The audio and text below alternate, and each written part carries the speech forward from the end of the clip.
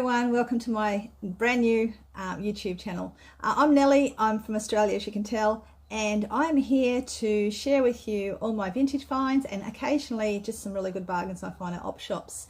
I may have other things to say in between times, you know, I'm a bit eclectic like that, and yeah, I just might bring in other random subjects, I don't know yet, but I'm 50 something years old and raising grandkids. We've been living in a bus for a while, so please excuse the surroundings. I'm actually at a friend's place. We're using her downstairs spare room as my little video room and place I share, and hopefully I'll be starting my shop again.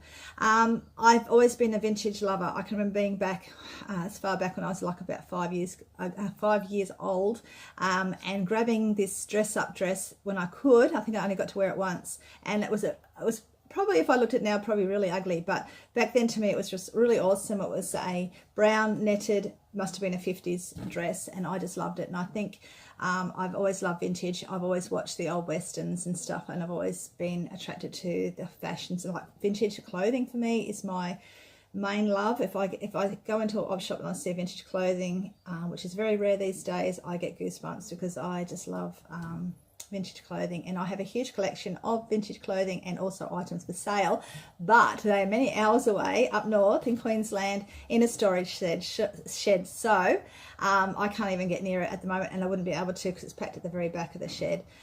So I'm looking forward to the day when we are not living in the bus anymore, and we are in a house again, and I can get all my gear from up there. So in the meantime, I'll start selling what I find now, if I can give it, or if I can sell it. Some things are just like, oh, I don't know whether I want to. You know what it's like when you're a vintage lover, it's really hard to get rid of stuff.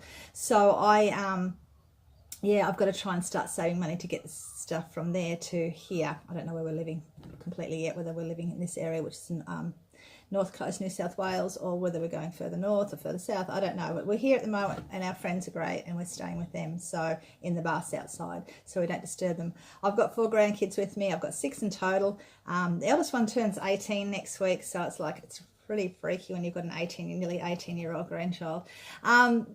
Excuse me if I look at the camera here. I keep forgetting that you're up there. I keep looking at myself. So yeah, the 4 that I have with me now range from 14 down to 7. There's a girl in the midst of that, which is about to start her own YouTube channel very shortly, if I can get her off her backside to do it. But yeah, she'll be starting one too, because I just think it's great for them to you know, get themselves out there and also get more confident in speaking in front of other people. Anyway, so today what I thought I would do is just share some of the things that I've had, a few things in the bus, because I just like ram things in there. I've only just recently been up to our storage shed about a month or so ago, and I took a heap of stuff out of my storage shed and jammed it into the storage shed. And I wish I had them here now to show you, because I've only got a few little items of vintage clothing here, but I've got other vintage bits here. So I thought I'd just start that today with you guys, and hope you enjoy it, and I hope you like it, and I hope you come back and subscribe and do all those fun things. I've been really motivated. I wish now that I had started a YouTube channel when I started traveling, because I could have taken to all these awesome little towns that I bought stuff at. Admittedly, there's a lot of times I didn't have the energy. I've been through a lot of dramas a few years ago, and it gets you down. You know what it's like when you go through grief and all the rest of it. So I hadn't been in the right frame of mind. Otherwise, I would have made my husband stop in every single town we went by, because there was a lot of op shops I saw.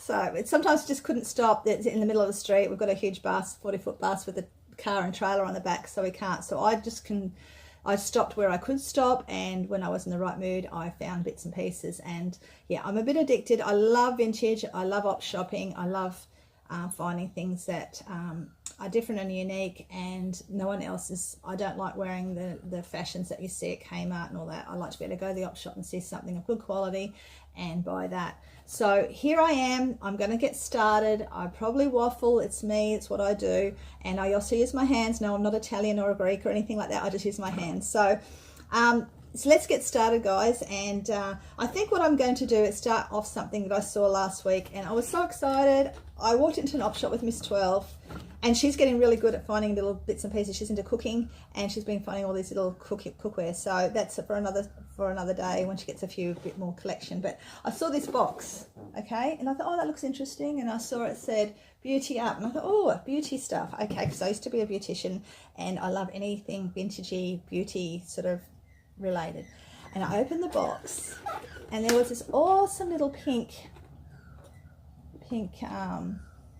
box. You can't even see it. I don't know if the pink's coming up very well. The lighting in here I hope is okay. It's not great. I've had to put the light on and another light next to me. So yes, it's quite pink. It's a lot pinker than it's showing up on the thing. And then you open, it's got this gorgeous little handle, little plastic handle, and then you open it up, and look, all the pieces for rollers are in there. I just loved it. It was only $6, and I thought it was just gorgeous. In storage, I actually have this awesome portable hairdryer, you know, the old ones from the 60s with the in a plastic box. One day I'll show you. And I think I've got another one of those, like net, you know, one of those plastic dryers that you put over your head. So I've got one of them too in storage.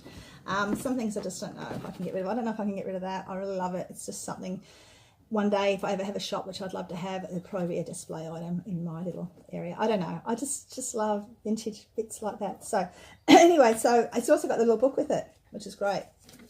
Now, when I went to the opshop the other day, my kids are into skate parks, and I'll go, can I please go to the opshop on the way in? And there's McDonald's next door. You can go next door and get an iced drink, and I'll go in. And I'm so glad I did, because when I went in there, this is not the first thing I got. Actually, I'll show you the first thing I saw. I saw this little dinner set. Okay, look at the rose. And it came with, like, all this, see this behind me? All that there. All that there. See that behind me? All that dinner set here is all these, and it is a New Zealand made one, and I just looked it up the other day. It's by Crown Lynn. Now, when I was doing the research, look, it comes with lots of plates, that plate and a larger dinner plate, plus that cup and saucer. It was so cute, and little bowl. Miss 12 wants me to keep it. I'm sort of tempted to. We're in a bar, so I don't know if I can, but she's going, oh, please keep it. So it may be kept. They're only 50 cents a piece, so it was really good. Anyway, it's made in Crown Lynn, New Zealand.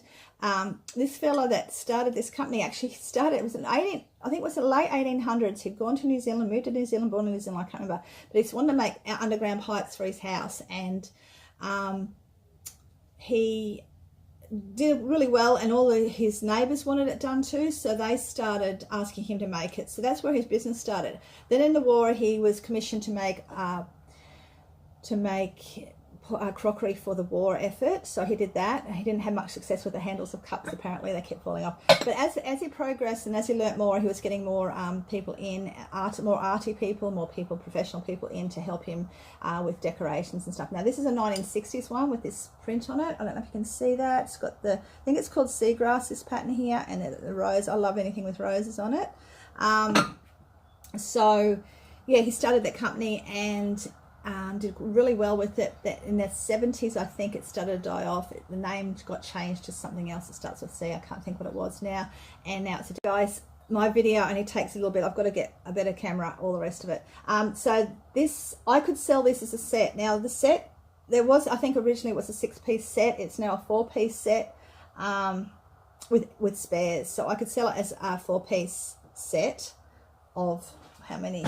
4 by 6. I could sell it like that. So 6 of the dishes with the cup and saucer times 4, I could sell it for that. But they were 50 cents each. I don't know if I will sell them. I will tell you how much they all are, because it's more fun that way. You know, a lot of people do it. My lovely lady, one of the lovely ladies who got me, which I was going to say before and I got off track. Crazy lamp lady. She's in the US. God, the US has the best stuff. We can't get the stuff over here like they can over there, or UK. Like they get the best stuff. She's wonderful to watch. She's got two channels. She does a lot of mineral detecting. She does a lot of metal detecting stuff over in the fields over there. It's finding amazing stuff that, I mean, Australia's only 200 years old, and we get excited about, we find something that's 50 years old. So she's got 2 channels, and she does a lot of thrift shopping, and which we call op shopping here. And she does her thing is lighting, so any light shades and lamp shades and stuff like that's her thing. So Crazy Lamp Lady on YouTube, she's great. Go watch her if you love anything like that. And also a guy called Alexander, I think, Curiosity Inc. He is absolutely brilliant to watch too. He finds amazing things. I got stuck on him the other day when he went to a hoarder's house and was going to go in.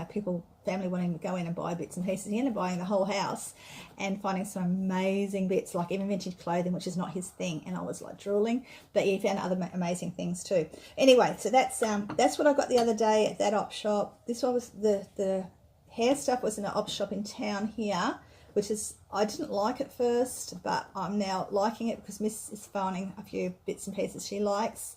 And I personally, don't know about you guys, I don't like department store op shops. I like op shops where you can sort of, it's a little bit messier and you can just dig through and they don't know what they're worth as much. Whereas you go into some of the department store op shops and they have all the high prices of all the vintage stuff, they know too much. But they didn't know about this, which was really good.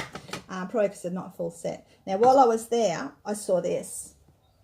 And I really believe it's depression glass. I don't know. You guys might be able to tell me. I have a feeling it is. This is